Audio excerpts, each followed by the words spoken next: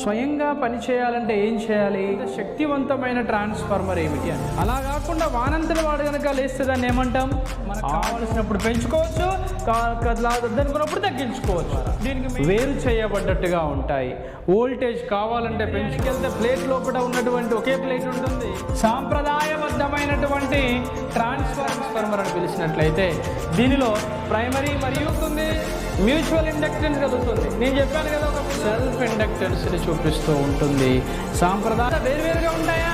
ఉండవు. ఒకే దాని మీద రెండు రకాల వైండింగ్ సిస్టాల మధ్య తక్కువ చేసి ఉపయోగించుకోవడం లిప్ కదా. ఒకే లిప్ మీద ప్రైమరీ సెకండ్ ఎక్కువ. ఈ పాయింట్ని కూడా మీరు లోపల ఒకటి ఫస్ట్ ఫ్లోర్ రెండోకి సెకండ్ ఫ్లోర్ కట్టినామనుకో ఏ ఇబ్బంది ఉండదు. Excitation current is very small, చాలా ఎక్కువగా ఉంటాయి. ఇందులో ఎక్కువ వాడావు కాబట్టి లాసెస్ కూడా ఎక్కువ, వెరీ లో, తక్కువ ఖరీదు ఉంటాయి. ఎందుకు? కన్వెన్షన్ ట్రాన్స్ఫర్ మళ్ళొక్కసారి చెప్తున్నాను, మీరు నాకు స్టెప్ డౌన్లో ఉంటాయి. ఇవి ఎలా ఉంటాయి? సెల్ఫ్ ఇండక్షన్ ఆధారంగా పనిచేస్తూ ఉపయోగిస్తారు. స్టార్టర్లను ఒకట ఉపయోగిస్తారు.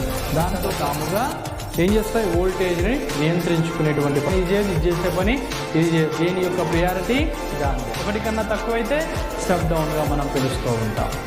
స్టెప్ అప్ మరియు స్టెప్ డౌన్ రకాల